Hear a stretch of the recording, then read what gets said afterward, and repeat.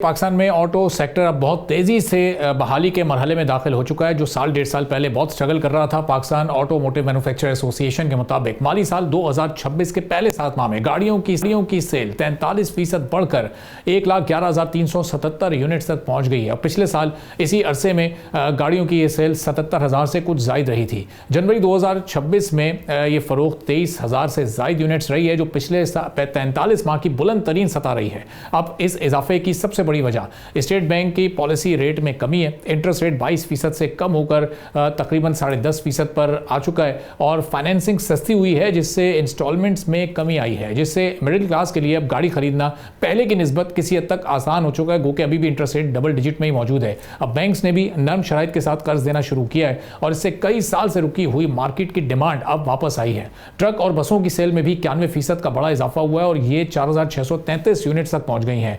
अब इस ट्रेड को इंडस्ट्रियल एक्टिविटी और लॉजिस्टिक्स में बेहतरी की अलामत कहा जा रहा है। और मोटरसाइकिल और रिक्शा सेल भी 32% बढ़ी हैं और 11 लाख से जायद यूनिट्स की सेल रिकॉर्ड हुई है। तमाम ट्रैक्टर फरोख्त में 23% की कमी हमने देखी, 15,434 यूनिट्स तक अब ये नीचे आ गई है। और इसकी वजह ज़राई शोबे में जो लागत है उसमें इजाफा है और किसानों की कमज़ोर आमदन है। एक्सपर्ट से बताते हैं कि इस रवा माली साल के अख्ताम तक गाड़ियों का जो फिगर है वो 1,70,000 से 1,80,000 यूनिट्स तक भी जा सकता है। और अगर इंटरेस्ट रेट में मजीद कमी हो जाती है तो ये तादाद एक मोहतात अंदाजे के मुताबिक 2.5 लाख यूनिट्स तक भी बढ़ सकती है। माजी में 2017-18 के फिगर्स हमारे सामने हैं, फिर 21-22 के फिगर्स भी हमारे सामने हैं, जब ये फरोख्त 2,30,000 यूनिट से ऊपर जा चुकी है। यानी मौजूदा रफ्तार खासी पॉजिटिव है, मगर अभी भी रिकॉर्ड सतह से काफ़ी नीचे है। अब एक तरफ इलेक्ट्रिक व्हीकल पॉलिसी 2022 से 26 के तहत हुकूमत ने बरकी गाड़ियों के लिए टैक्स और ड्यूटी में रियायत दे दी है, तो पंजाब में स्मोक की वजह से ईवी बाइक्स को बहुत बेहतर तरीके से वेलकम किया जा रहा है, खुसूसी सपोर्ट दी जा रही है। इसके बावजूद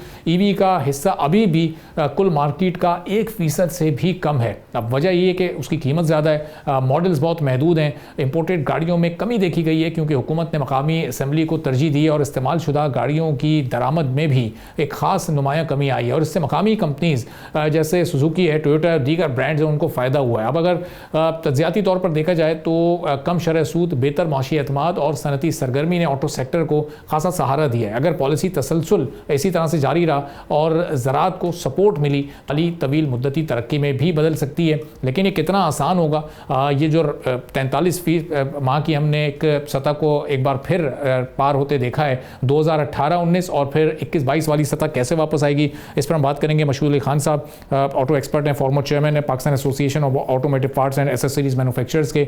बहुत शुक्रिया मशहूर साहब, प्रोग्राम के लिए आपने वक्त निकाला।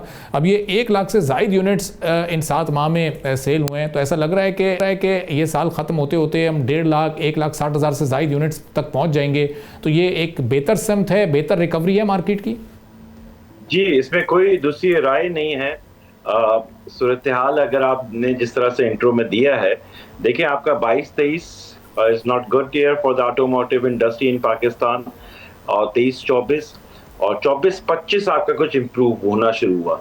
तो उम्मीद कर रहे हैं जिस तरह से 25-26 के 7th मंथ की परफॉर्मेंस है, ये एक्सपेक्टेशंस है कि 180 के 190 के करीब हम इंशाअल्लाह ताला पहुंचेंगे ऑटोमोटिव इंडस्ट्रीज में। तो इसका जो बुनियादी वजूहात है वो तो आपने इंट्रो में दी है। सबसे बड़ा तो 24% जो आपका इंटरेस्ट रेट था उसका आज 10.5 है, और पॉजिटिव अगर यही रहा कि सिंगल डिजिट पे जिस तरह से इंडस्ट्रीज डिमांड करती है, अगर ये हो जाता है तो डेफिनेटली हम इंशाल्लाह तो 200 को भी क्रॉस करेंगे। दूसरा रीजन आपने कहा कि यूज कार का, डेफिनेटली देखें इंडस्ट्रियलाइजेशन जब किसी भी कंट्री में हम फोकस करते हैं तो उसमें जाहिर है इंपोर्ट को आपको रिव्यू करना पड़ेगा। तो दोनों चीजें बैलेंस नहीं हो सकती कि आप एक तरफ इंपोर्ट को भी अलाउ कर लें और दूसरी तरफ इंडस्ट्रियलाइजेशन है। तो ये बड़ा मुताजिब था। तो गवर्नमेंट का जो एक्शन है इस वक्त बड़ा पॉजिटिव है कि उसने इंपोर्ट को बैन करके, जो पाकिस्तान में 3 OEMs थे आज 17 OEMs हैं। तो यार आप पाकिस्तान में अपॉर्चुनिटी बहुत है, 17 OEM है। अगर हम एवरेज ले लें 4 व्हीकल्स पर मॉडल पर OEM, तो इस वक्त 60+ मॉडल्स पाकिस्तान के ऑन रोड्स मौजूद हैं। तो कंज्यूमर के पास 60 different shape, design, different features के साथ वो जो मॉडल मौजूद हैं, तो जाहिर है उनको हमें प्रमोट करना चाहिए। इसके साथ रिलेटेड क्योंकि पॉलिसी का हिस्सा था जिसका इंसेंटिव इस वक्त न्यू इंटेंट ने लिया, क्योंकि वो इन्वेस्टमेंट लेकर आ रहे थे पाकिस्तान में, और उसके तहत आपको एक CBO की रिलीफ मिली, आपको सीकेडी में रिलीफ मिला, आपको एसकेडी में रिलीफ मिला, तो वो एक रिलीफ एक पीरियड तक था जो जून 2026 को खत्म हो रहा है। यहां से यू टर्न आएगा कि गवर्नमेंट क्या वाकई localisation, industrialisation and SME growth, क्योंकि बात अभी हमने पिछले दिनों देखी कि गवर्नमेंट एसएमई ग्रोथ की भी बात करती है। ये जो एसएमई ग्रोथ है बेस है ना, लोकलाइजेशन है, इंडस्ट्रियलाइजेशन है, एंड देन आपकी एसएमई ग्रोथ होगी। तो ये बड़ा इंपॉर्टेंट रोल ईयर है 2026 कि गवर्नमेंट अपने आने वाली जो फ्यूचर अप्रोच है, जो उसका माइंडसेट है, वो इस 2026 में किस तरह से सेट करता है कि अगर वो इन चीजों को फोकस कर रहा है कि आपके पास, क्योंकि आप देखें इस वक्त आप आईएमएफ के प्रोग्राम में आपके रिजर्व सिलेक्टेड है, इस रिजर्व को आपने अगर स्मार्टली मूव या यूज नहीं किया तो ये रिजर्व तो आपके फिर डिक्लाइन हो जाएंगे और देन फिर हम 2-2.5 साल के बाद फिर एक क्राइसिस में आएंगे इकोनॉमिकली।